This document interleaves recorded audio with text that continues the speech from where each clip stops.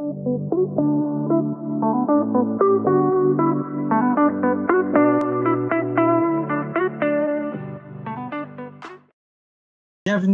donc dans ce lancement. Bretagne Pays de Loire, c'est désormais officiel.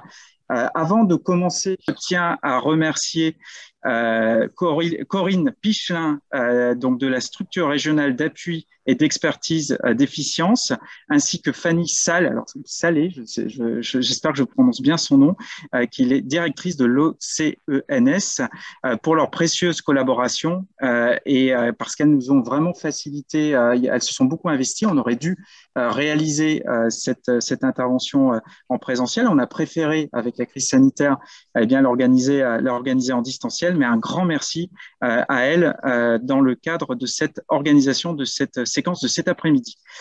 Nous souhaitons également remercier les docteurs Mass et Lemeur de l'Institut de la rétine, le COPA-VI, qui est un collectif d'associations de déficients visuels, et bien évidemment tous les partenaires de Loire-Atlantique qui se reconnaîtront par rapport à ces sujets. Enfin, un grand merci à Martine Routon, présidente du comité Loire-Atlantique de l'AVH, et bien entendu Laurence de Roquefeuille, que je salue ici et qui a un petit peu la cheville ouvrière dans l'organisation de cette manifestation de cet après-midi. On aura plusieurs temps forts qui vous seront proposés pendant notre échange. Je dirais que dans quelques minutes, une fois qu'on aura fini cette ouverture, c'est de revenir avec quelques partenaires de l'étude Homer sur cette aventure. On parle c'est presque une odyssée si on fait le lien avec Homer. C'est une belle aventure humaine de partage entre ce collectif d'associations qui s'est tissé. On a échangé avec certains intervenants tout à l'heure en aparté. Et c'est vrai que derrière, au-delà de l'étude Homer, il y a quelque chose qui s'est créé entre toutes ces associations, mais également tous les partenaires qui se sont engagés dans cette étude. Donc, on aura ce premier temps. Deuxième échange, c'est effectivement les partenaires qui, comme Optique 2000 et la GFIP, qui sont là depuis on va dire depuis le début même de cette aventure, de cette odyssée, et qui font en sorte quotidiennement de faire d'avoir le maximum de retour, de communiquer au maximum autour de cette étude. Donc on les remercie et ils nous parleront tout à l'heure quelques minutes. Et on aura un temps, parce que vous savez, comme je vous le disais à l'instant, l'étude Homer, c'est du concret, c'est la vie quotidienne, c'est un petit peu les enjeux vécus par chaque déficient visuel au quotidien. Et on va s'attarder aujourd'hui sur un sujet. Alors, on aurait pu en choisir d'autres, mais un sujet qui, pour moi, qui me tient particulièrement à cœur et qui est particulièrement important, des éléments qu'on traitera à la fois avec des retours d'un point de vue scientifique avec Nicolas Baltenec qui interviendra tout à l'heure, et puis des acteurs de terrain sur justement la formation. Comment est-ce quand on est déficient visuel, quels sont justement les enjeux et les problématiques avec différents intervenants. Donc, bienvenue encore à vous tous. Ce que je vais faire, c'est peut-être laisser la parole à Marie-Annick Bénâtre, qui est adjointe à la mairie de Nantes, en charge des personnes handicapées, de l'accessibilité universelle et des migrants de l'Est. Je vous laisse la parole.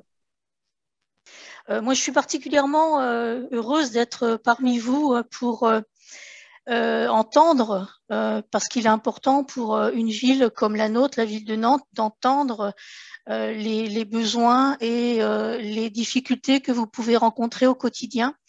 Vous le savez, la ville de Nantes est très à l'écoute de cette expertise d'usage que l'association nous apporte avec les aveugles et les malvoyants. Je pense que c'est important et d'agir ensemble pour cette autonomie et cette accessibilité universelle qui est toujours encore à gagner. Nous faisons beaucoup d'efforts, les villes font beaucoup d'efforts, mais il reste encore beaucoup de choses à faire et je reste bien évidemment en tant qu'adjointe attentive aux difficultés que vous pouvez rencontrer, que ce soit sur les espaces publics, que ce soit sur l'accès aux services publics qu'offre la ville, le sport, la culture, l'éducation et bien d'autres sujets. Donc, l'égalité est un fil rouge pour la ville de Nantes dans le mandat. Je pense que nous avons beaucoup à y travailler, y compris pour que cette égalité ait du sens pour les malvoyants et les aveugles. J'ai vu dans votre invitation que la population était constante, notamment du fait de la dégénérescence maculaire. Je pense qu'effectivement, c'est une préoccupation que nous devons avoir de façon un peu plus volontaire et en tout cas, comptez sur moi pour être attentif à ce que l'étude va nous donner à voir, mais en tout cas, sur ma détermination pour faire en sorte que la ville et l'accessibilité universelle dans d'autres villes soit une donnée effective et dans un délai le plus court. Donc voilà, merci à vous merci de votre invitation. Comptez sur moi sur cette détermination et je suis vraiment à l'écoute de cette étude et la traduction de votre expérience et votre expertise. Merci.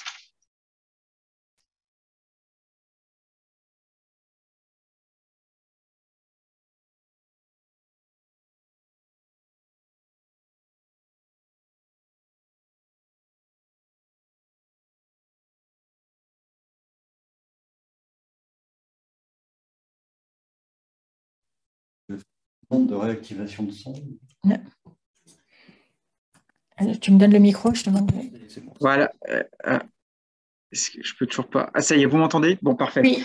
Merci beaucoup, Marie-Annick Bénâtre. Je vais laisser la parole maintenant à Anne Reynaud, qui est présidente de la Fédération des aveugles et amblyopes de France. Peut-être pour nous parler, si vous avez quelques instants, pour nous parler un petit peu de la jeunesse justement de cette étude Homer. Oui, bonjour à toutes et à tous. Oui, je vais donc vous parler de la genèse de l'étude Homer. L'étude Homer est donc une étude nationale qui a débuté précisément le 11 février 2021. L'enjeu de cette étude Homer est de pouvoir recueillir des données fiables, des informations sur le cadre de vie des personnes déficientes visuelles et de leur entourage. Cette enquête va viser à mettre en lumière les difficultés afin d'améliorer les aides et les accompagnements ou encore de créer de nouveaux services. Ces résultats sont attendus pour créer le futur observatoire de la déficience visuelle. Donc, cette étude est lancée par région. Donc, l'an dernier, en février, c'était pour la région Auvergne-Rhône-Alpes. En septembre, en Val-de-Loire. En octobre, sur la région Occitanie. En novembre, 2 régions ont eu l'honneur de démarrer ce lancement de l'étude Homer, la région Grand Est et les Hauts-de-France. Et aujourd'hui, en février, maintenant chez vous, en Bretagne et dans les pays de la Loire.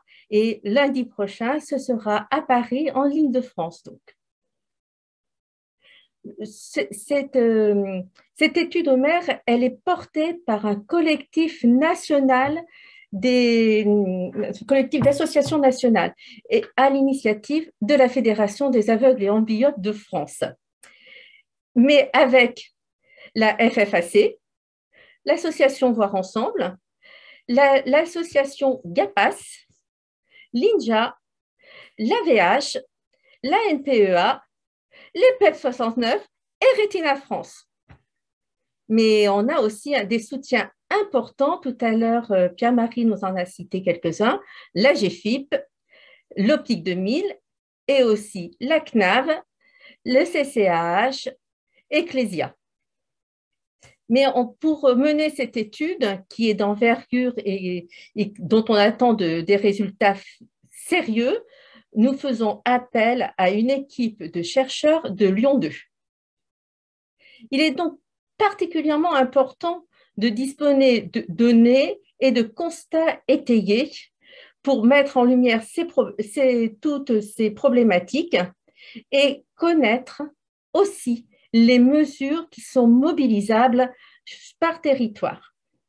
On sait qu'on a beaucoup d'inégalités territoriales dans notre pays. À ce jour, même si cela paraît complètement invraisemblable, nous n'avons aucune donnée précise sur la situation des personnes déficientes visuelles, alors que la cécité ou la malvoyance ont un impact indéniable sur la vie quotidienne et sur le parcours de vie. Cette étude concerne donc tous les âges, de la petite enfance à un âge avancé, et aborde 6 thématiques. Alors, je ne vais pas vous les citer toutes, mais simplement vous dire que ça va concerner la petite enfance, l'enfance, l'adolescence, la scolarité, les études supérieures, la santé, le vieillissement, le sport, les loisirs, et j'en passe, le travail, il ne faut pas l'oublier aussi, c'est important. Voilà, toute cette enquête, elle est vaste, vous l'avez compris, et donc ça prend effectivement un petit peu de temps pour la remplir. Je suis moi-même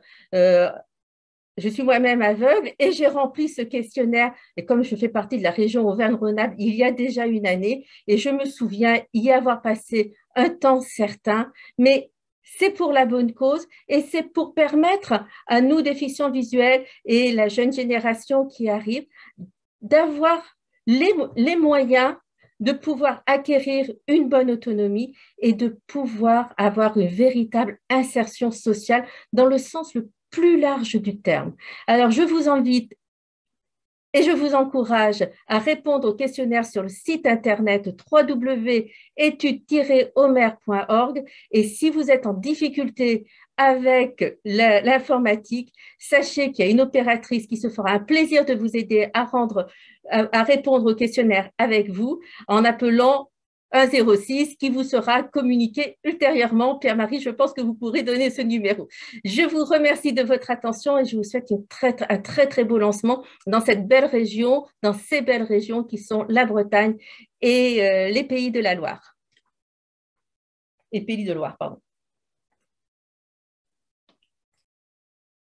Est-ce que voilà, c'est bon, parfait. J'ai retrouvé le son. Un grand merci à vous. Effectivement, je vous communiquerai les éléments tout à l'heure, puisqu'il y a à la fois effectivement le site internet, un numéro de téléphone qui est dédié, et comme vous le disiez, c'est vrai que ça prend un petit peu de temps, et en même temps,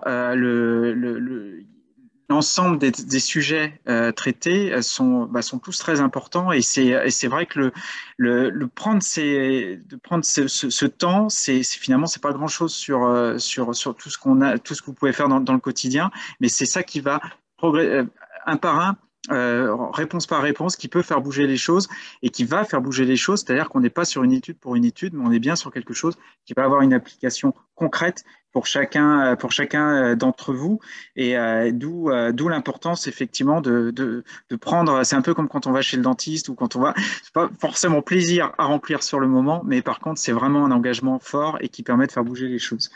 Je vais, pour continuer par rapport à ce que vous disiez, je vais laisser la parole à Monsieur Charlin, qui est président de Voir Ensemble. Et justement, alors vous avez évoqué à l'instant la question de l'observatoire. Est-ce que Jacques, vous pouvez nous donner quelques éléments complémentaires?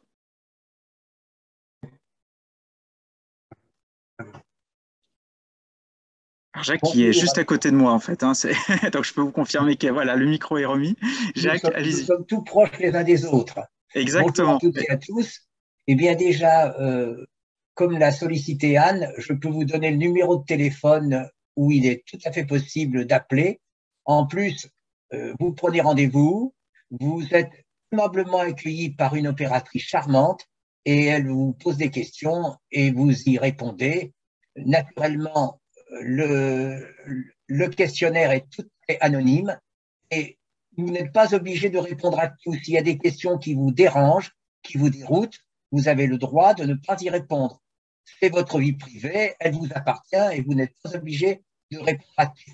Alors, le numéro de téléphone est le 06 35 6 59 97. Je dis bien 06 35 36 59 97. Et alors, vous avez tout de toute façon sur le site de l'étude Homer, hein, étude-homer.org, et vous aurez bien évidemment tous les éléments par rapport à ça. Allez-y, Jacques. Enfin, j'insiste vraiment, c'est très facile pour les personnes qui sont un petit peu en appréhension par rapport à l'informatique, par rapport au fait de remplir un questionnaire. Eh bien, vous téléphonez, vous prenez rendez-vous et vous êtes accueilli très, très gentiment. Donc, mais alors, cette étude, pourquoi faire? Eh bien, le but, comme l'a dit Yann, c'est de créer l'Observatoire national de la déficience visuelle. Alors, qu'est-ce que c'est que cette entité? Eh bien, c'est un organisme qui nous permettra d'utiliser la collecte des renseignements, parce que ces renseignements, il faut les utiliser. Donc, il est important que nous puissions, par l'intermédiaire de cet organisme, agir pour susciter des créations d'établissements et de services, pour demander aussi la création de dispositifs nouveaux. Il y a encore beaucoup de choses à faire pour les personnes déficientes visuelles. Il s'est fait déjà des choses, je ne le nie pas, mais il y a encore beaucoup de domaines qui restent encore à avancer. Je pense en particulier à l'inclusion scolaire, à l'inclusion professionnelle. Il faut savoir qu'il y a quand même encore une personne sur deux parmi les déficients visuels en âge de travailler qui ne le font pas, donc qui ne peuvent pas le faire. Et donc, c'est important que nous soulevions tous ces problèmes. L'insertion professionnelle n'était pas le seul sujet à aborder, bien entendu. Alors, c'est très important que cet observatoire de la déficience visuelle soit créé et qu'il soit un organisme à même de proposer aux élus, au pouvoir public, des améliorations dans les domaines qui nous paraissent susciter qui nous paraissent justifier des progrès, des améliorations. Je voudrais aussi vous parler donc d'une petite équipe qui est en train de se créer, c'est le comité scientifique. Le but, Anne vous l'a rappelé, ce sont des équipes de chercheurs des universités Lyon 2, Paris 8 qui travaillent, qui analysent les résultats des questionnaires, mais il est important aussi de les soutenir dans leurs efforts et peut-être d'orienter aussi leur travail. Donc, ce comité scientifique est en train de se créer. Eh bien, il a cette vocation. Il y aura à l'intérieur, bien sûr, des statisticiens, mais il n'y aura pas que des gens qui font des maths. Il y aura aussi des psychologues, des sociologues, et puis naturellement des ophtalmologistes. Donc, c'est très important que ce comité scientifique puisse orienter et soutenir la recherche de nos amis universitaires.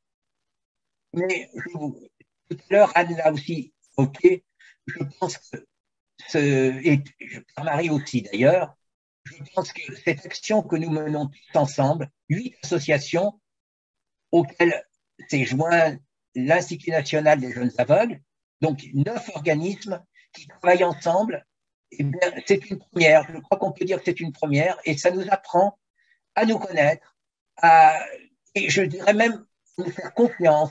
Je crois qu'il y a des liens d'amitié qui se créent et qui se sont déjà créés et qui ne demandent qu'à être développés. Eh bien, je pense que l'étude Homer, c'est une belle occasion de voir que quand on travaille ensemble, eh bien, on fait beaucoup mieux.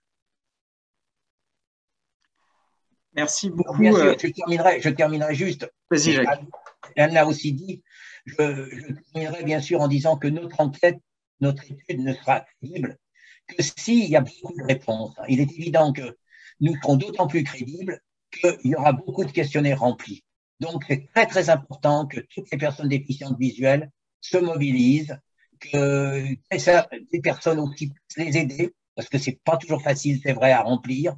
Donc, n'hésitez pas à proposer des coups de main, et puis n'hésitez pas à diffuser cette information, cette enquête. Elle sera terminée le mardi 31 mai de cette année. Et il est très, très important qu'elle soit vraiment, qu'elle donne lieu à un succès important. Merci beaucoup, Jacques. Et effectivement, c'est une occasion assez unique dans le cadre du collectif qui a été mis en œuvre avec l'étude Homer. Donc, répondez, on le fera, on le dira jamais assez. Répondez au questionnaire. C'est le moment de saisir cette chance, cette occasion de faire bouger les choses. Et effectivement, cette question de l'observatoire, on voit bien qu'on n'est pas sur ça, c'est un élément qui est important. On voit bien qu'on n'est pas sur un coup comme ça. On est sur quelque chose qui se construit, qui va se construire dans le temps et sur lequel, eh bien, vous allez pouvoir vous appuyer sur les années suivantes. Donc, c'est vraiment une belle chose qui est en train de se construire par l'intermédiaire de l'étude Homer. Je vais laisser la parole maintenant à Martine Routon, qui est présidente du comité de l'AVH de Loire-Atlantique. J'aimerais bien justement, parce qu'on est sur un lancement régional, et bien de sentir un petit peu avec vous quelle est la dynamique associative et finalement concrètement sur le terrain, sur votre terrain en Pays de la Loire, comment les choses se passent et s'organisent. Alors, je crois que votre micro, il va arriver dans un instant, le temps qui vous le redéclenche.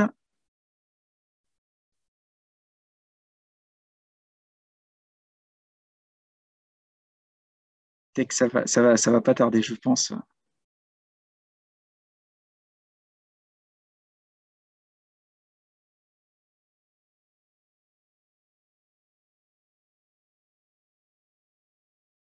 Alors, suspense.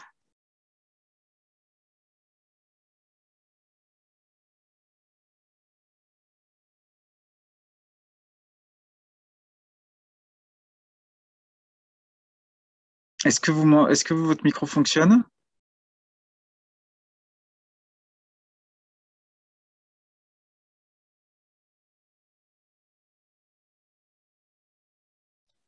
Voilà, c'est bon, vous pouvez parler. Oui, allez-y. On a eu un peu de mal à me trouver parce que c'était pas Martine, c'était Valentin. Ah bah, si en plus vous compliquez les choses. Voilà, oui, un petit peu. Non, mais j'arrive pas à changer l'identifiant, alors donc je suis bien embêtée. Donc, écoutez, merci de m'accueillir. Moi, j'ai une fonction plutôt régionale, départementale, puisque je m'occupe du comité de Loire-Atlantique. Et c'est vrai que, pour ceux qui me connaissent, je suis impliquée plutôt dans la malvoyance et depuis très longtemps, depuis les années 70. Et c'est vraiment une enquête formidable parce qu'inédite. On a beaucoup de travaux scientifiques, on a beaucoup de travaux sur la réhabilitation, mais des travaux sur la vie quotidienne des personnes déficientes visuelles, ça n'était pas. Mais dans notre comité, c'est un petit peu notre activité essentielle que d'être confronté au quotidien de nos bénéficiaires. Donc, peut-être vous vous demandez ce que c'est un comité. Un comité, c'est une émanation de l'association Valentin Oui qui est à Paris, et nous sommes 120 en France. Et pour notre région, nous en avons en Vendée, en Maine-et-Loire, en Sarthe, et pour la Bretagne, en Morbihan, Finistère et Ille-et-Vilaine. Donc, vous voyez, je ne suis pas la seule pour cette région mise à l'honneur aujourd'hui. Et tous ces comités, on s'efforce de répondre aux besoins et on a une petite idée quand même de leurs besoins. Donc, on essaye de mettre en place pour eux des réponses qui vont aller dans leur sens, mais on est avide de voir aussi peut-être des nouveaux besoins se révéler et peut-être mettre en place de nouvelles actions. Et là, je crois qu'on est tous, les uns et les autres, volontaires pour développer la participation à cette enquête, bien que déjà on me dise qu'elle prend beaucoup de temps et qu'elle est un petit peu longue.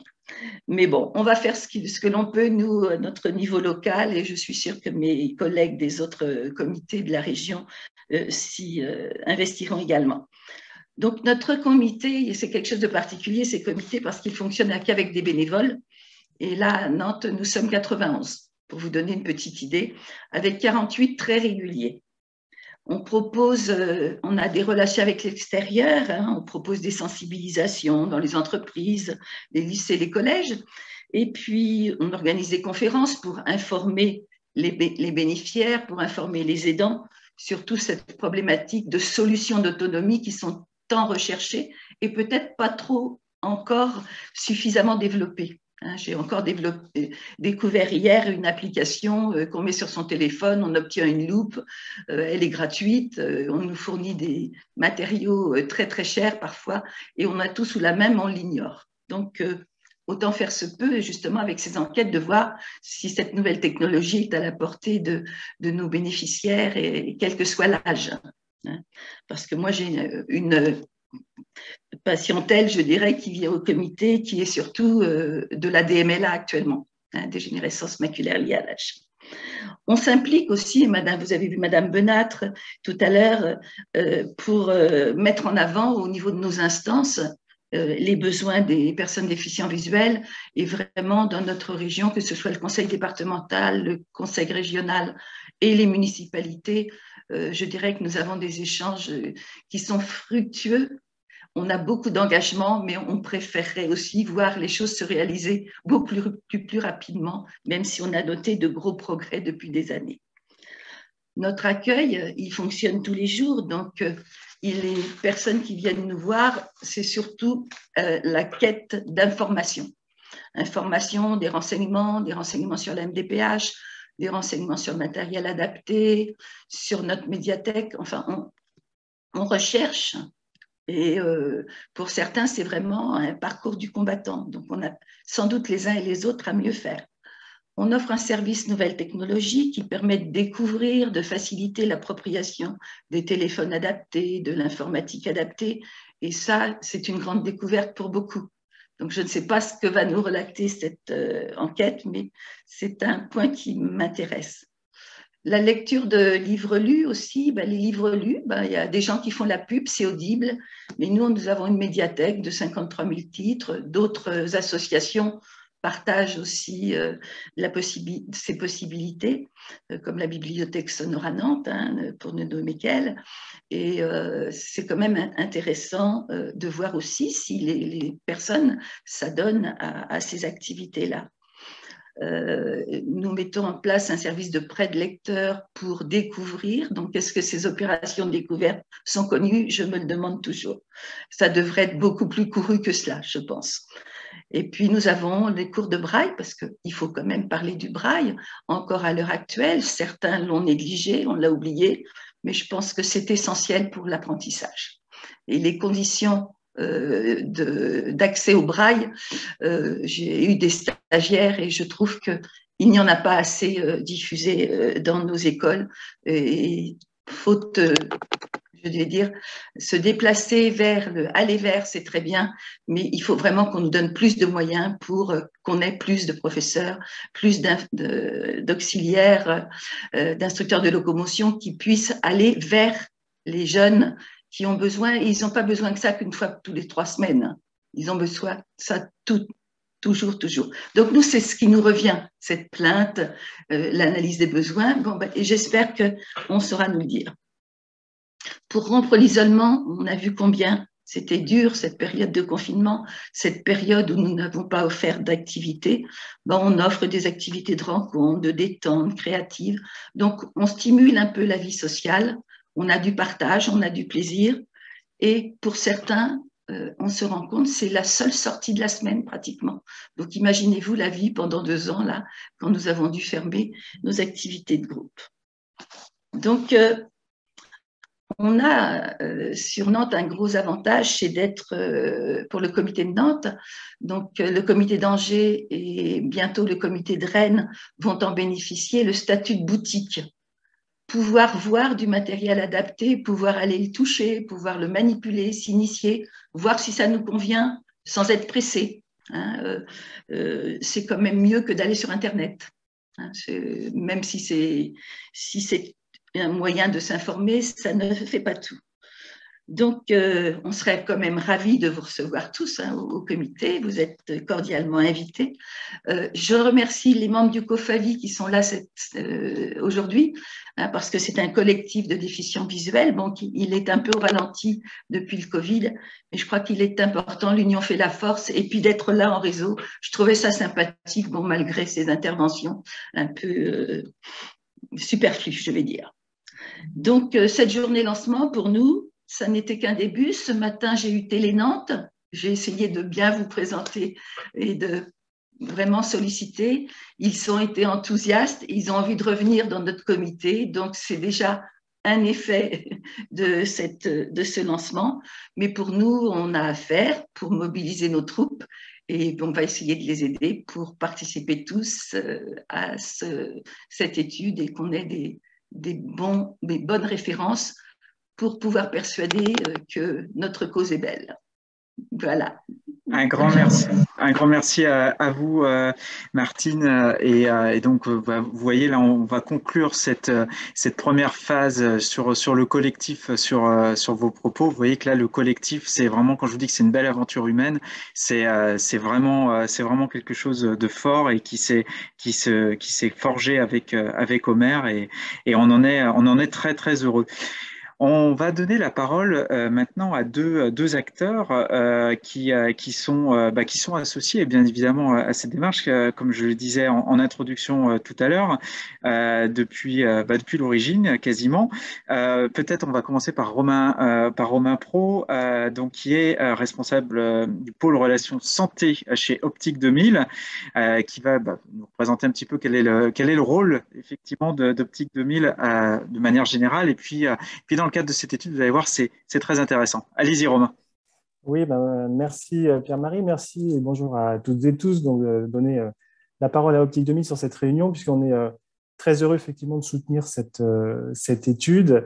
Et cette journée, en plus, elle a une couleur un peu particulière pour moi, puisque j'ai été longuement opticien à Nantes. Alors, ça me fait plaisir aujourd'hui de vivre ce lancement-là. Aujourd'hui, je m'occupe des relations santé, donc pour Optique 2000, comme vous l'avez dit, et c'est peut-être l'occasion aussi, avant d'expliquer donc le soutien à l'étude qu'on fait, tout l'engagement justement d'Optique 2000 en matière d'équipement, d'accueil et d'orientation des personnes déficientes visuelles, puisque cet engagement il a démarré donc en 2009, donc il y a déjà un petit moment, avec deux grands axes de développement, c'est-à-dire le développement d'un réseau, d'un label qu'on a nommé les points experts basse vision, qui sont un réseau dans le réseau, puisque Optique 2000, il y a 1200 magasins sur le territoire français et il y a à peu près 210 magasins, points experts basse vision. Donc, ce sont des opticiens qui ont été formés, en plus de leur formation classique, par des ophtalmologistes, des orthoptistes pour accueillir et équiper la personne déficiente visuelle. Et puis, en parallèle, Optique 2000 a aussi créé des structures qui s'appellent donc des CECOM, ce sont des centres d'accueil gratuits, non marchands, pour justement accueillir des personnes déficientes visuelles avec un orthoptiste, avec un opticien, de manière à lui procurer un parcours ou du moins une idée d'orientation, aussi bien en matière d'équipement optique que de personnes et de professionnels à rencontrer pour s'adapter ou se réadapter. Et donc, cette étude, elle est venue un petit peu, j'ai envie de dire, un point nommé, parce que après 10 ans justement d'engagement sur la basse vision, et on avait trouvé donc cette inspiration d'ailleurs sur l'enquête que tout le monde rappelle souvent, c'est-à-dire que cette enquête HID de 2005, alors qui nous apportait déjà énormément de choses, mais c'est vrai que cette étude, telle que vous la traitez sur son versant populationnel, c'est vrai qu'on est très en haleine finalement des résultats qui vont arriver, parce qu'on espère que ça va nous réinspirer autre chose pour toujours être, on va dire, au meilleur niveau de la prise en charge et des conseils qu'on peut apporter à ces personnes déficientes visuelles qui poussent la porte des magasins ou dans les CECOM. Et donc, au-delà de l'engagement financier qu'on a engagé, eh bien, on a voulu aussi mobiliser vraiment tout le monde. Donc, sur la région là, de lancement d'aujourd'hui, c'est 42 points experts basse vision qui relaient toujours cette étude, puisqu'on l'a bien compris, le nerf de la guerre, c'est ce remplissage des questionnaires qui sont parfois perçus, c'est vrai, un petit peu longs. Donc, nos opticiens, on espère, motivent à chaque personne déficiente visuelle qu'ils accueillent donc, à remplir ce compte-rendu, ce questionnaire. Et on a mis à disposition la personne qui s'occupe des CECOM, donc notre coordinatrice des CECOM, pour aider aussi éventuellement au remplissage, puisque pour les opticiens, c'est vrai que c'est un peu compliqué dans la vie d'un magasin d'aider pendant 1 heure à remplir le questionnaire. Donc, on a essayé de mettre un petit peu tous ces moyens un peu informationnels, humains, pour favoriser tout ce remplissage et la réussite de cette étude à laquelle on croit beaucoup, et on est très très fiers aujourd'hui donc de sponsoriser ce lot numéro 4 qui est quelque part notre cœur, nous, de métier, puisque les personnes déficientes visuelles que nous accueillons sont essentiellement, un petit peu comme ce que disait Madame Routon tout à l'heure, des personnes âgées, atteintes de DMLA. On va dire que c'est presque 80% de notre cœur de clientèle, quoi. Voilà. Allez-y, pardon, Romain. Non, mais j'avais un petit peu terminé, donc allez-y, si vous voulez me poser une question, c'est avec grand plaisir. Hein. Non, mais j'allais effectivement réagir par rapport à ce que vous disiez sur la DMLA. Quand tout à l'heure, je vous disais qu'on estime qu'on a entre 1 et 1,2 million de personnes qui sont déficients visuels. Il y a une chose dont on est sûr, c'est que les chiffres vont encore fortement augmenter dans les prochaines années pour un sujet très simple qui est la transition démographique dans laquelle on est, le vieillissement de la population. Ouais.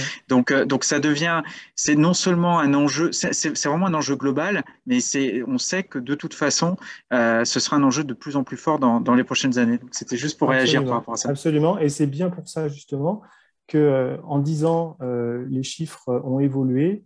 Et les chiffres de 2005, finalement, ne nous inspirent plus, ne nous apportent pas justement ces informations qui, à mon avis, vont nous inspirer, nous, pour réadapter encore notre prise en charge et apporter ce qu'aujourd'hui, je pense, on ne saisit pas forcément chez les personnes qu'on reçoit.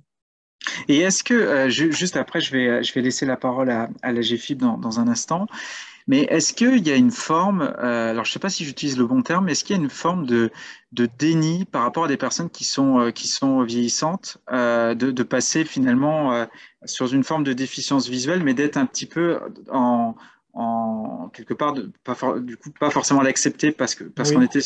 Et c'est des choses que vous rencontrez? Oui. C'est, je pense, le schéma classique toujours après l'annonce du handicap ou du moins le début de vie dans le handicap.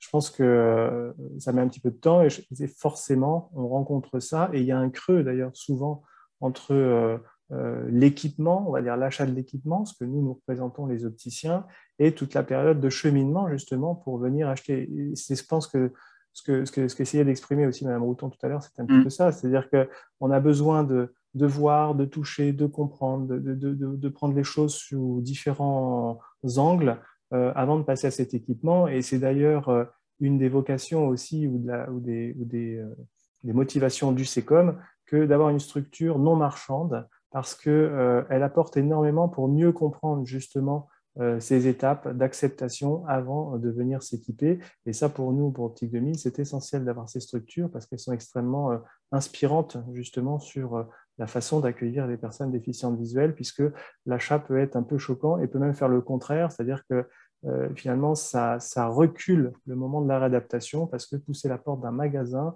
être confronté à un éventuel achat, se sentir un peu forcé implicitement parce qu'on voit bien que les personnes donnent de leur temps aussi, parce que les opticiens qui s'occupent de la base vision sont en général très engagés, très à l'écoute. Et donc, parfois, il y a presque quelque chose, une gêne qui s'installe entre ce conseil trouvé dans une structure commerciale et donc la structure du SECOM, justement, aide un petit peu à faire ses premiers pas au même titre que l'AVH. Très bien. Merci beaucoup, Romain. On va laisser la parole à Claire Quentin-Viclin, qui est déléguée de l'AGFIP donc pour la région Pays de la Loire. Et sur un petit peu le même principe, l'AGFIP est là depuis le début avec nous. Quel est à la fois peut-être rappeler quand même en quelques mots quel est le rôle de l'AGFIP de manière générale et puis bien évidemment dans le cadre de l'étude. On vous laisse la parole. Oui, bonjour. Tout d'abord, merci de l'invitation pour ce lancement régional. Donc, je suis déléguée régionale en Pays de la Loire, mais je représente aussi les collègues bretons. Voilà, donc pour une vision élargie sur les deux régions. La Grande-Bretagne. Je n'oserais pas dire ça. Voilà, c'est ça. C'était pour vous taquiner. Juste pour rappeler, la GFIP, ça fait déjà plus de 30 ans, 35 ans bientôt, puisque en 87, le Parlement a adopté la loi sur l'obligation d'emploi des personnes handicapées en entreprise et créé ainsi la GFIP. Et donc la GFIP a pour mission de développer l'inclusion des personnes handicapées dans l'emploi. Alors concrètement, nous, dans nos régions, qu'est-ce qu'on fait? On délivre donc des conseils, des services et des aides financières, alors tant pour les personnes que pour les employeurs privés. Nos bénéficiaires sont à la fois les personnes et les employeurs. C'est évidemment, tout le monde connaît les aménagements de poste, sur la formation, les aides à la formation, des sensibilisations des équipes, l'accompagnement du maintien en emploi, voilà, aux côtés aussi de toutes les structures type service de santé. Voilà pour expliquer rapidement la GFIP. Alors pour nous, ce qui est essentiel dans une étude voilà, comme celle-là, c'est finalement la connaissance des besoins pour pouvoir adapter les réponses et les dispositifs. C'est un enjeu essentiel finalement. La GFIP, comme d'autres, on a des offres de services pour essayer finalement d'être au plus près, de répondre au plus près aux besoins pour inclure les personnes en situation de handicap en emploi. Et on sait bien que voilà, plus les besoins sont fins, mieux on peut y répondre. Et finalement, cet ajustement permanent de l'offre, nous, on le fait aussi. On fait des évaluations de nos offres de services. On fait des études auprès des employeurs, auprès des bénéficiaires. Et c'est ça qui nous permet voilà, de répondre à l'offre, de répondre le mieux finalement aux besoins, que ce soit alors sur des aides qui peuvent être plus techniques, mais également sur l'accompagnement. Nous, voilà, un des éléments essentiels qui ressort de beaucoup d'études, c'est l'accompagnement des employeurs. Nous, on est vraiment sur la vision des employeurs et on voit bien que au-delà des aides financières ou des aménagements techniques qui peuvent être mis en place, un des grands besoins exprimés par les employeurs, c'est l'accompagnement global des managers, des équipes, finalement pour l'intégration des personnes en situation de handicap. Et donc, un des enjeux pour nous, c'est finalement aussi d'évaluer finalement ces éléments-là pour pouvoir répondre au mieux.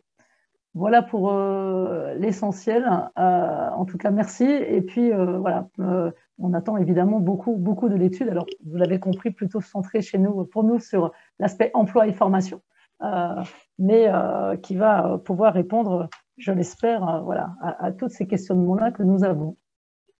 Un grand merci à vous. Et puis, vous avez fait la transition tout à fait naturellement, puisqu'on va rentrer dans une autre, la dernière séquence on va approfondir, effectivement, le thème de l'éducation, le thème de la formation et de l'apprentissage parce que, comme je vous le disais tout à l'heure, on est dans du concret. L'étude Homer analyse ces différents éléments.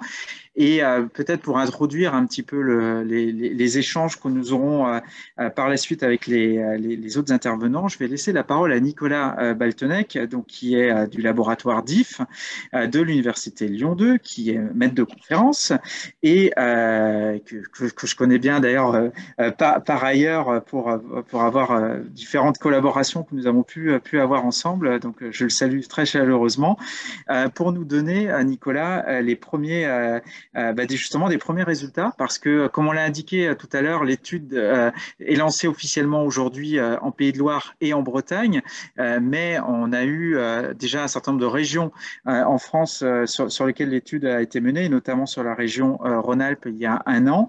Alors, quels sont les premiers résultats et les premiers questionnements que vous pouvez avoir au niveau du laboratoire DIF? Merci Pierre-Marie. Bonjour à tous. Alors, concernant le travail que nous avons effectué, je voulais vous proposer de vous donner ces informations en 2 temps. Avec un premier temps, peut-être un petit rappel méthodologique, puisque comme l'enquête est lancée aujourd'hui, expliquer un petit peu comment a été construit le questionnaire rapidement, et puis ensuite vous donner quelques informations sur les résultats préliminaires que nous avons eus. Et avant ça, donc, je voudrais aussi souligner puis remercier l'implication de notre collègue Caroline Pigeon, qui travaille beaucoup sur ce projet, qui fait un travail vraiment considérable. Et je crois qu'elle est avec nous aujourd'hui, donc j'en profite pour la remercier encore pour son implication. On salue Caroline, tout à fait. Voilà, concernant un petit rappel donc, sur la partie méthodologie, en fait, cette recherche avait pour objectif initial et comme demande très forte d'être une recherche participative. Collaborative, et ça c'est un élément clé, hein. Il ne s'agit pas d'une recherche que les chercheurs vont faire en arrivant avec un certain savoir et puis en partant de ça. Là au contraire, l'idée était d'avoir une recherche très participative et donc ce que nous avons proposé nous, c'est une structuration, une méthode pour structurer plutôt cette participation et cette recherche collaborative qui s'est fait un peu en 2 phases. La première phase, c'était vraiment une phase très créative de focus group où des groupes de personnes ont été réunis sur différentes thématiques qui correspondent aux différents âges de la vie, hein, pour dire les choses simplement, et avec à chaque fois donc l'objectif de faire émerger des thématiques, des problématiques à creuser dans ces différentes tranches d'âge. Tout ça, ça aboutit à la formulation d'une première version du questionnaire avec beaucoup de questions, des centaines de questions. Et c'est là qu'on arrive dans la deuxième phase. Cette deuxième phase est intéressante puisque c'est vraiment une phase de consensus où là, l'objectif, en fait, c'est que pour chaque question, dans ces centaines de questions, un panel de personnes qu'on va appeler des experts. Alors, je ne sais pas si le terme est tout à fait approprié, mais enfin, en tout cas, on va les appeler comme ça pour l'exercice. Donnent un degré d'accord pour chacune des questions. Soit ils sont parfaitement d'accord avec la pertinence de cette question, soit ils ne sont pas du tout d'accord avec la pertinence de cette question. Et nous, ce qu'on étudie, en fait, c'est pour chaque question, est-ce qu'elle a fait l'objet d'un accord très fort? C'est une question très intéressante. L'ensemble des personnes sont d'accord sur l'intérêt de cette question. Est-ce qu'elle a fait l'objet d'un accord très fort sur son manque d'intérêt? Dans ce cas-là, cette question, tout le monde est d'accord pour dire qu'elle n'a pas beaucoup d'intérêt, donc ça permet de la retirer. Et puis, bien sûr, il y a les questions qui font l'objet d'un désaccord très fort, c'est-à-dire que sur lesquelles les gens sont divisés, tout le monde ne pense pas la même chose. Ça, ces questions, elles nous intéressent, on les a repris, on les a reformulées à l'aide des commentaires que les personnes ont pu formuler à ce stade-là, et puis on les a reproposées pour un deuxième tour. Ça, c'était un premier tour, et puis un deuxième tour sur ces questions-là. Cette méthode-là, en fait, vraiment l'objectif, c'est d'arriver à affiner comme ça le questionnaire pour arriver à un niveau de consensus qui soit intéressant. Évidemment, pour diminuer le nombre de questions, j'ai beaucoup entendu des personnes dire que le questionnaire était long. Effectivement, il est long, mais il est moins long qu'il n'aurait pu être. Donc, il a fait l'objet déjà d'une bonne cure d'amaigrissement, et grâce à cette méthode-là. Et donc, le questionnaire qu'on a obtenu grâce à cette méthode, eh bien, c'est le questionnaire qui circule actuellement et que nous lançons aujourd'hui. Voilà, donc ça, c'était vraiment pour faire un petit rappel sur ce plan-là. Maintenant, il y a quelques résultats préliminaires donc, sur la partie scolarisation, éducation, enfance, que je voudrais partager avec vous. Donc, j'insiste bien sur le fait que c'est des résultats préliminaires. L'étude n'est pas finie. Et donc, on espère qu'il y aura bien sûr un échantillon encore plus important. En tout cas, aujourd'hui, on a un échantillon d'environ 200 enfants, un petit peu moins. Donc, c'est bien, ça donne des informations déjà très intéressantes, mais ce sera encore mieux avec plus de monde. La moyenne d'âge est de 8 ans et demi. Et parmi ces réponses, en fait, l'âge des enfants ou des parents qui répondent pour les enfants, bien sûr, ça va de 0 à 15 ans. Donc, c'est pour vous donner une idée un peu de l'étalement, de 0 à 15 ans, mais la moyenne est à 8 ans et demi. Et parmi ces répondants, un quart lisent le braille intégral et 6 enfants sur 10 ne le pratiquent pas du tout. Voilà, 6 enfants sur 10 ne le pratiquent pas du tout. Ce n'est pas complètement étonnant puisque dans cette population, il y a aussi des personnes malvoyantes qui n'ont pas forcément besoin de pratiquer le braille. Là où on a trouvé des choses intéressantes, c'est que parmi ceux donc, qui n'ont pas appris le braille, la plupart, 8 sur 10, nous disent que c'est parce qu'ils n'en ont pas besoin. Mais toutefois, il y a quand même une personne sur 10 qui explique qu'elle n'a pas eu la possibilité d'apprendre le braille alors qu'elle en aurait besoin. Et ça, c'est, je pense, une donnée qui est très intéressante. Voilà, quand on s'intéresse au parcours scolaire, ben évidemment, pour 8 personnes sur 10, le parcours scolaire a été complexifié par la déficience visuelle. Et ce parcours scolaire, et en particulier, par exemple, le choix de l'établissement scolaire, a été généralement fait par les deux parents. Voilà, donc c'est habituellement ça. Mais pour un enfant sur 10, c'est un professionnel qui est à l'origine de l'orientation de l'enfant dans son parcours scolaire. Alors, quelle est cette orientation? Eh bien, pour 8 enfants sur 10, la scolarité est faite en classe ordinaire, voilà, à l'école, classiquement. Et puis, pour un enfant sur 10, elle se fait en milieu spécialisé. Alors, en classe ordinaire, la majorité des enfants, 7 sur 10, bénéficient d'une aide qu'on appelle AESH ou AVS, vous connaissez sans doute. Mais toutefois, il y a tout de même un enfant sur 10 qui n'en bénéficie pas alors qu'il en aurait besoin. C'est l'élément important. Hein, voilà, un enfant sur 10 qui n'en bénéficie pas, ça peut paraître peu, mais c'est des enfants qui en ont besoin. Pour les enfants qui ont une aide, donc une AESH, AVS, 8 sur 10 considèrent vraiment que cette aide leur permet de suivre les enseignements à peu près au même rythme que les autres enfants, que les autres élèves. Et par contre, on a noté une donnée qui nous a bien intéressé et intéressant, enfin, qui nous a particulièrement marqué concernant les AESH et les AVS. C'est relatif à leur forme, c'est une donnée relative à leur formation. Seulement 2 répondants sur 10, donc relativement peu, considèrent que l'accompagnant, donc l'AVS, est formé sur la déficience visuelle. Et au contraire, en fait, il y en a 7 sur 10 qui considèrent que les AVS sont insuffisamment formés sur la question de la déficience visuelle. Et là, vous parliez tout à l'heure d'informations qui donnaient la perspective. Moi, je trouve que là, pour le coup, en termes de formation pour les AVS dans l'éducation nationale, il y a des pistes intéressantes à creuser. Voilà, pour conclure sur ces résultats préliminaires, je voulais aussi vous dire quelques mots concernant les activités extrascolaires, donc en dehors de l'école. 6 enfants sur 10 pratiquent une activité extrascolaire et ils la pratiquent en milieu ordinaire, sans aide humaine. Et pour 2 enfants sur 10, il y a besoin d'une aide humaine, mais c'est toujours en milieu ordinaire. Donc les activités extrascolaires se font quand même globalement en milieu ordinaire. Et puis un dernier point, 2 tiers des répondants trouvent qu'il est difficile, voire impossible, de trouver des jeux adaptés pour leurs enfants. Et ça, c'est une piste aussi d'amélioration que je trouve stimulante et intéressante, avec par exemple le développement des livres tactiles pour les enfants déficients visuels. Et c'est justement un sujet sur lequel, dans le laboratoire, nous sommes intéressés et actifs également, ce développement des livres tactiles. Voilà pour ces résultats préliminaires, donc pour la partie éducation, enfance. Comme je vous l'ai dit, ils sont préliminaires, j'insiste bien là-dessus, c'est important de bien entendre. Voilà, merci Pierre-Marie. Merci Nicolas. Effectivement, moi je retiens, il y a des éléments très riches sur effectivement les AVS, la question de la formation et de ces personnes, et puis effectivement la question des jeux adaptés pour les enfants déficients visuels, et puis plus, enfin je vais pas paraphraser tout ce qu'a dit Nicolas, mais on voit concrètement effectivement des besoins importants.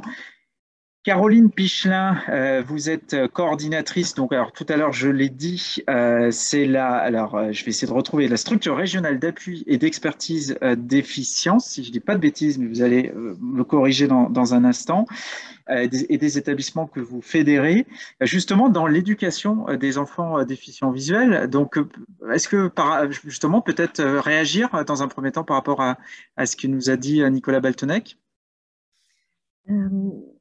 Bonjour à tous et à toutes et merci pour cette invitation à vous rejoindre aujourd'hui.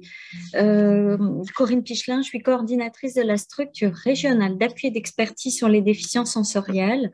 C'est un dispositif qui est financé par l'Agence régionale de santé de notre région. Sont engagés dans ce collectif l'ensemble des établissements et services médico-sociaux de la région qui accompagnent les enfants et les adultes en situation de handicap auditif ou visuel. On retrouve aussi dans ce collectif des organisations professionnelles et des associations. La SRAE, elle est portée administrativement par VIF3 et elle est accueillie au sein de l'établissement public au Sens à Nantes. Voilà. Alors, je vais revenir sur les questions relatives aux enfants, mais pour l'éclairer peut-être aussi des missions et des actions que l'on mène, nous avons une mission principale d'amélioration du parcours des personnes en situation de handicap sensoriel, des premiers âges de la vie jusqu'au grand âge. Et les actions que nous allons décliner, elles peuvent prendre différentes formes. Une forme qui consiste à informer, à guider les personnes à l'identification des ressources, des services qui peuvent les accompagner. On réalise aussi des appuis, des soutiens à projets et enfin, on accompagne une réflexion sur les parcours. Pour revenir sur ces différentes actions, sur l'information et l'orientation, nous avons élaboré, nous le diffusons, nous le mettons à disposition du plus large public, un annuaire, un répertoire des ressources. On va retrouver là l'information relative aux services de santé, aux établissements médico-sociaux, aux structures qui soutiennent la scolarisation, aux associations, aux endroits où on peut retrouver de l'information sur les aides techniques, etc. Ce sont des informations qui permettent aux personnes et aux professionnels de mieux repérer qui fait quoi. Et on peut aussi guider ce repérage et cette orientation. Alors, on a bien conscience qu'il y a encore beaucoup à faire pour donner plus de lisibilité au parcours et fluidifier ces parcours. Nous diffusons aussi des informations assez larges à travers nos lettres d'information mensuelles, notre site internet, les réseaux sociaux, et l'étude Homer y a déjà trouvé sa place. Sur la dimension appui à projet, nous accompagnons les projets de sensibilisation, de formation, d'expérimentation. Et à chaque fois, on mobilise les ressources expertes du territoire. On associe aussi le milieu associatif et les pairs aidants. Enfin, peut-être pour revenir sur les éléments de présentation que vous avez extraits de l'étude, et on a envie d'en savoir déjà bien plus. Nous soutenons l'animation d'une réflexion sur les parcours, alors les parcours de santé, mais plus globalement les parcours de vie. Et on aimerait aussi qu'elle soit éclairée parfois de plus d'éléments d'observation et de chiffres. Nous organisons des journées d'études, des temps de rencontres, d'échanges de pratiques. Ça permet aux personnes de se rencontrer, de mieux se connaître, d'échanger, de mieux connaître complémentarité et articulation et finalement de mieux travailler ensemble. Et sur ce champ des réflexions parcours, nous avons des échanges sur la scolarisation inclusive et ça porte sur le repérage et l'évolution des besoins, bien appréhender aussi sur le plan qualitatif et quantitatif les besoins et comment faire évoluer les réponses pour qu'elles soient les plus ajustées possibles. Des réflexions autour de la mise en œuvre des orientations de scolarisation inclusive, la plus inclusive possible, mais avec aussi le souci de maintenir tous les accompagnements, les moyens de compensation les plus individualisés. La question des coopérations avec l'éducation nationale et l'ensemble des acteurs qui accompagnent les enfants. Et puis, on a aussi en perspective toutes les réflexions relatives aux transitions entre les accompagnements, les transitions, passage de la formation à l'insertion professionnelle et au monde adulte, puisqu'on a conscience là aussi qu'il peut y avoir des ruptures de parcours. Donc voilà, un autre souci sur ces questions relatives à la scolarisation, c'est d'ajuster les pratiques au plus près des besoins. Dans le secteur adulte, maintenant, on a différentes actions qui ont été là aussi soutenues par l'Agence régionale de santé qui visent à accompagner un plus grand repérage des déficiences sensorielles pour ajuster les pratiques. Il y a des actions qui sont portées par nos collègues d'Angers et de Nantes dans les maisons d'accueil spécialisées et dans les EHPAD de la région. Voilà, très, très vite résumé. Alors, vous comprenez que dans ce collectif d'acteurs, on va être tout à fait intéressé par les informations très précieuses de l'étude Homer, car elles vont nous permettre d'ajuster encore plus nos actions et être au plus près des besoins exprimés par les personnes dans cette fonction d'observation. Et puis, nous mobiliserons tous nos outils d'information pour encourager le plus grand nombre à compléter cette étude et nous avons hâte d'en découvrir là, les grands enseignements et les quelques éléments que vous nous avez donnés sont déjà précieux. Merci, voilà. Merci à vous. Effectivement, on aime bien aussi le côté un peu teaser, hein, donc il faut qu'on y aille étape par étape pour vous donner envie d'en savoir plus parce qu'on est encore effectivement dans cette phase de remplissage et particulièrement justement dans votre région. Du coup, sur ce que je vous propose, c'est on va demander, on en a un temps de l'après-midi, on peut demander à Laurence de Roquefeuille, on revient un petit peu vers vous, Laurence, si on revient un petit peu justement sur cette étude qui se lance aujourd'hui dans la région, officiellement en tout cas. Est-ce qu'il y a des éléments que vous souhaiteriez rajouter ? Bonjour à tous. Je suis vice-présidente de l'association Valentin Huy, chargée de l'accessibilité numérique, de l'édition adaptée, de la promotion du braille aussi. Et sans vouloir faire de corporatisme, je suis très heureuse de voir que les comités Valentin Huy des deux régions se sont connectés et je les remercie. Et je remercie aussi les membres des autres associations du collectif. Je ne suis pas sectaire. Alors, cette étude... moi, je voudrais insister, je suis statisticienne de formation et je sais quelle est l'importance qu'on ait de nombreux questionnaires, de nombreuses réponses aux questionnaires. Parce que plus on a de réponses, plus on peut faire des études fines et plus on peut surtout avoir des résultats fiables.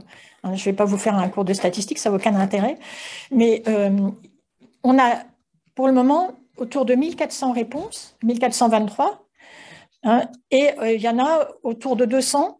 Il y en a, en tout cas au 1er février, il y en avait 208 pour les enfants de 0 à 15 ans. Ben, quand on voit les résultats que Nicolas Baltenec vient de me présenter, on aimerait bien en avoir beaucoup plus parce qu'on pourrait encore fouiller voilà, les enfants qui apprennent le braille, est-ce qu'ils sont malvoyants, est-ce qu'ils sont aveugles, comment ils sont, voilà, quels sont les enfants qui voudraient avoir un accompagnement aux élèves en situation de handicap et qui ne l'ont pas, voilà, ceux qui apprennent le braille, ceux qui ne l'apprennent pas. Donc, on a besoin d'avoir plus de réponses. Et j'insiste sur le fait que pour le moment, sur nos 1423 réponses qu'on a au 1er février, il y en a 208 pour les enfants de 0 à 15 ans et seulement 110 pour les enfants, les jeunes de 16 à 29 ans. Donc, moi, mon souhait le plus cher, c'est que bien sûr, tout le monde réponde, quelle que soit sa tranche d'âge, mais que si on pouvait vraiment promouvoir cette étude, tout particulièrement chez les jeunes de moins de 30 ans, ça serait formidable. Parce que vous voyez, par exemple, chez les jeunes de 16 à 29 ans, moi, j'ai comparé les résultats avec ceux de la pyramide des âges de l'INSEE qui vient de sortir là, en janvier 2022.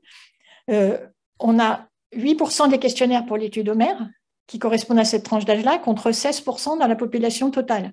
Alors, bien sûr, la population déficiente visuelle est peut-être plus âgée en raison de la DMLA, et on vous en a suffisamment parlé, mais un écart enfin, c'est moitié, quoi. On en a moitié moins, quelque part.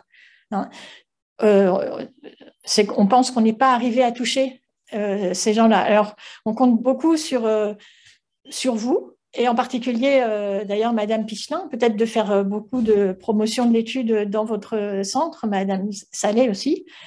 Peut-être Madame Quintin-Vitlin, puisque vous axez beaucoup les choses sur la formation à la GIFIP, je pense que les jeunes de 16 à 29 ans suivent une formation. Si vraiment il peut y avoir un coup de projecteur vraiment important sur ces deux tranches d'âge-là, ça serait extraordinaire. Maintenant, bien sûr, tout le monde doit répondre. Toutes les réponses sont intéressantes. C'est des questions vraiment sur la qualité de vie. C'est vrai que c'est long de répondre au questionnaire. Moi, j'y ai passé plus d'1 heure alors que j'ai participé à l'élaboration du questionnaire. C'est long, mais 1 heure dans une vie, qu'est-ce que c'est? C'est une chance que de répondre à cette étude et d'enrichir ces résultats. Voilà, mon message, c'est de vous inciter le plus possible à répondre au questionnaire. Voilà, je vous remercie. Merci, merci Laurence. Je vois une question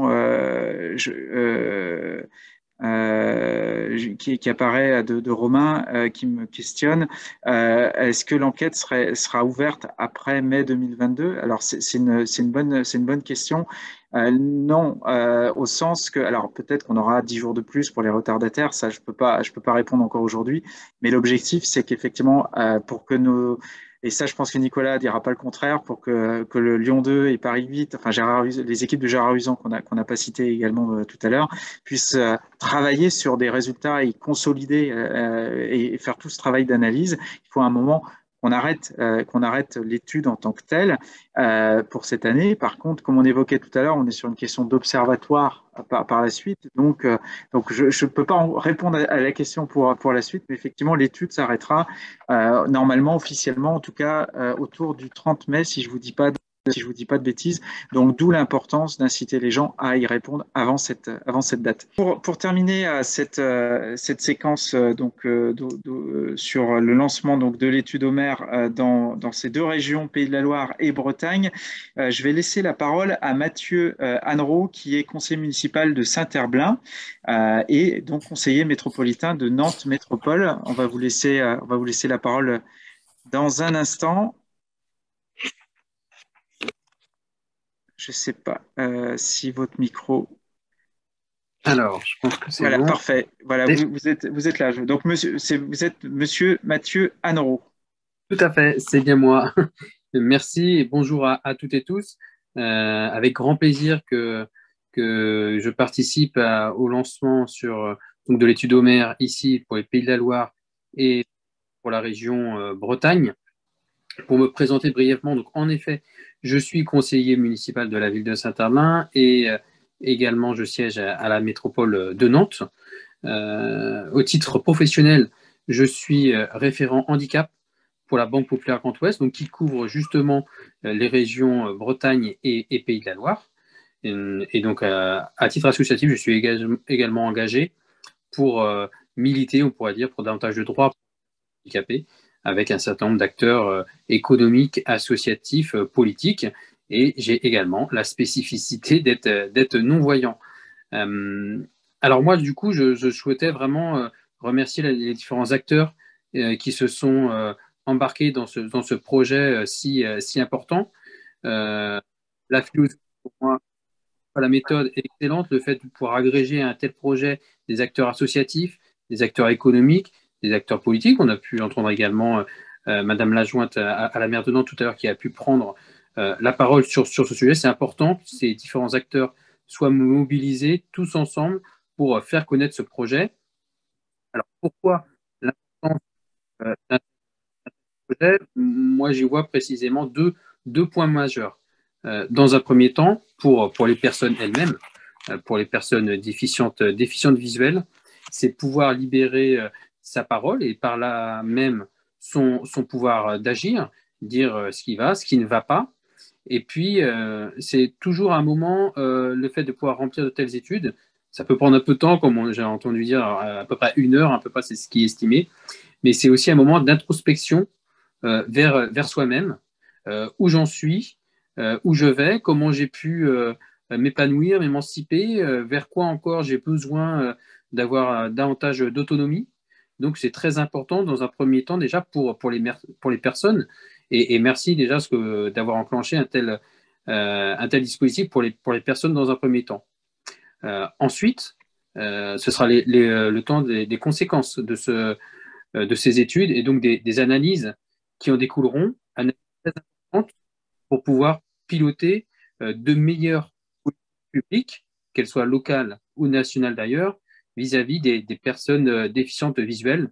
Rien de tel que le concret, que le factuel, que le ressenti du terrain, au-delà des chiffres macro qui peuvent exister ici et là, mais bien entendu, à un instant T, le sentiment, le ressenti des personnes, ça me paraît nécessité pour, encore une fois, au niveau local, pouvoir avancer sur de nouvelles politiques et au niveau national également, puisque pas plus tard que ce matin, j'assistais au comité interministériel du handicap dirigé par le Premier ministre Jean Castex et il a été notamment question de ces questions d'accessibilité, notamment aux personnes en situation de handicap sensoriel.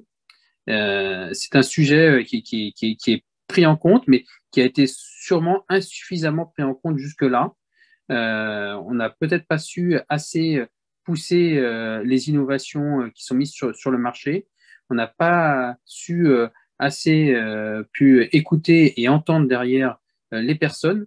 Donc, il y a une attente forte des politiques publiques et je pense que cette étude derrière, en effet, elle fera foi pour pouvoir piloter ces politiques publiques. Donc, je en profiterai, moi, pour, au sein de mes réseaux également, demander, lancer un appel pour qu'un maximum de personnes puissent y répondre.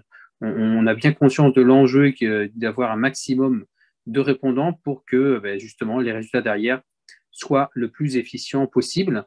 Donc encore merci et bravo à tous pour votre mobilisation. Bravo également pour votre sang-froid et votre professionnalisme dans la gestion des petits perturbateurs, on pourrait dire, du début de cette visio. C'est en effet à condamner très fort, mais vous avez su en effet réagir et faire en sorte que cet événement puisse se dérouler dans de bonnes conditions. Donc, merci et bravo. Un grand merci à vous. Et puis, effectivement, alors peut-être juste quelques toute petite question que j'ai vu passer. D'où vient le terme j'ai deux questions d'ailleurs pour Nicolas Baltenec. L'origine d'Homère, parce que Homère, on est sur pourquoi on appelait cette étude l'étude Homère. Alors si je dis pas de bêtises, mais Nicolas pourra réagir. Il semblerait qu'Homère était aveugle. Et donc l'idée, c'était aussi quelque part, on parlait tout à l'heure d'Odyssée, et c'est un peu une Odyssée, c'est collectif une Odyssée, pardon, collective que nous vivons. Donc voilà les premiers éléments. Autre questionnement qui est posé, et je vois que Nicolas, ton micro est ouvert, c'est par rapport au questionnaire. Donc si je ne dis pas de bêtises, on peut commencer enfin, les questions sont partiellement enregistrées. Je crois qu'on peut revenir sur le questionnaire, mais il y a une question de cookies. Il faut faire attention par rapport à ça. Nicolas ? Oui, alors je pense qu'il y a Caroline aussi, peut-être la manière qui saura aussi répondre, qui est présente, parce que c'est géré de leur côté pour la partie technique. Mais effectivement, il me semble que si l'on commence à remplir le questionnaire, on peut faire une pause, le faire en plusieurs fois, se reconnecter dessus et continuer de le remplir, ce qui est plutôt une bonne chose, évidemment, parce que il prend un certain temps, c'est tout à fait vrai. Et pour Homer, je suis d'accord avec tout ce que tu as précisé. Bon, je suis pas historien, mais ça, on va dire que c'est ça va, un résumé. Ça convient. Outre les liens, y aurait-il des flyers à distribuer aux personnes que nous rencontrons? Vous avez sur le site de l'étude Homer des kits de communication que vous pouvez télécharger, imprimer. Il doit y avoir normalement des affiches, des bannières, des choses de ce type-là, qui peuvent être téléchargées. Et sinon, vous rapprochez de l'une des associations s'il faut faire quelque chose de spécifique. On trouvera une solution. Juste avant de répondre à la prochaine question sur alors tout à l'heure, effectivement, quand on était en échange avec Michel Ferrand par rapport à la question de l'accessibilité à la fois informatique et Internet, effectivement, il peut y avoir pour certaines, en fonction qu'on soit déficient visuel, malvoyant, non-voyant, différentes soit difficultés ou au contraire facilités. Donc moi je ne suis pas, j'en suis pas expert. Hein, donc mais en tout cas c'est des questionnements qui peuvent se poser et ça rejoint en fait des questions qui sont sans doute mieux posées que je l'ai posées dans le questionnaire. Donc ce seront des choses qui seront traitées. Pouvez-vous également nous préciser s'il y a des critères médicaux d'inclusion, par exemple une acuité visuelle ou un champ visuel maximum? Alors peut-être que je vais laisser Nicolas là à nouveau répondre à cette question. Ce que je peux vous dire, c'est qu'en amont du questionnaire, en fait, sur le tout début, le tout début du questionnaire, il y a des questions qui sont posées qui permettent de se rendre compte si la personne effectivement rentre dans le cadre de l'étude ou non. Est-ce que Nicolas, dès que le micro de Nicolas, si on veut bien le rouvrir, voilà, c'est bon, Nicolas? Oui, en fait, il y a quelques questions d'ailleurs qui peuvent parfois paraître peut-être un peu rébarbatives ou je ne sais pas quel terme utiliser au début, qui sont en fait une série de questions un peu filtres qui nous permettent effectivement ensuite, ces questions-là nous permettent en fait de faire des catégories de répondants et donc effectivement on peut très vite ensuite dans le questionnaire qui a des embranchements, basculer dans un embranchement ou dans un autre en fonction des réponses qui ont été apportées. Ça a été conçu de cette façon-là. Et une question toujours pour Nicolas, est-ce seulement, mais je connais évidemment la réponse, mais Nicolas le dira mieux que moi, est-ce seulement à destination des personnes déficientes visuelles ou les professionnels accompagnant les personnes peuvent aussi répondre d'un point de vue professionnel? Oui, bah, je pense que des professionnels peuvent répondre. Tu connais la réponse, toi, et de toute façon évidente, ouais, tu dirais quoi, toi? Ça m'intéresse. Il n'y a pas de piège. Il n'y a pas de piège. En fait, il y a au début du questionnaire, vous avez la possibilité. En fait, on vous demande qui répond, parce que notamment pour les mineurs, par exemple, ça va être les parents, ça va être différents acteurs. Donc ça peut être accompagné. Par contre, ce ne sera pas vous en tant que professionnel de votre perception de la déficience visuelle, mais ce sera bien en accompagnant une personne qui serait déficiente visuelle pour répondre au questionnaire. Ma question portait sur garder mémoire du questionnaire terminé. Alors, il est en mémoire, mais chez nous, et par contre de manière anonyme. Donc vous ne pourrez pas conserver votre questionnaire. Une fois que le questionnaire est envoyé, il est envoyé, mais par contre, je promets qu'il sera étudié de manière précise et intégré à toute l'étude. Voilà, écoutez, un grand merci à vous tous. On vous souhaite une bonne fin de journée.